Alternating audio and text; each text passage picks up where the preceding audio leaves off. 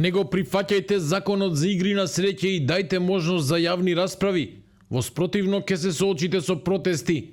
Асоцијацијата на спортски обложувалници АСОМ со отворено писмо до пратениците откако новиот закон вчера влезе во собраниска процедура. Од АСОМ прашуваат зошто законот повторно се носи без јавна дебата и без вклучување на експертската јавност. Предупредуваат дека рестриктивните мерки ќе предизвикаат економска катастрофа, затворање на легалниот сектор и бришење на стотици милиони евро од државниот буџет. Тврдат и дека со затворањето на легалните обложувалници играњето ќе се пресели во илегала, а ја обвинуваат државата и за воспоставување монопол врз интернет игрите на среќа.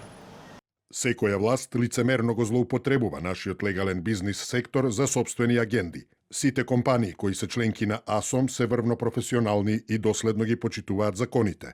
Се друго е политичка игра за оцрнување на оние кои чесно придонесуваат во економијата. АСОМ цврсто порачува. Законот за затворање на легалните игри на среќа не смее да се изгласа. Бараме итно повлекување на предлог законот од собраниска процедура и отворање на широка јавна расправа за конечно да се донесе европски и одржлив закон.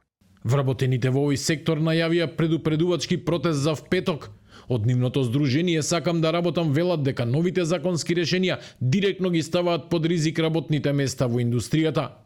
Откако владата минатата недела го утврди текстот на новиот предлог закон за игрите на среќа, тој вчера стигна во собранието.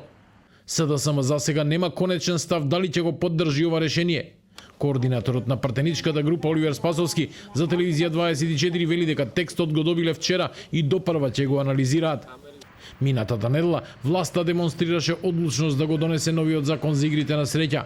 Освен оддалечувањето на коцкарниците на најмалку 500 метри од училиштата, се предвидуваат и ограничување и забрани за рекламирање на игрите на среќа.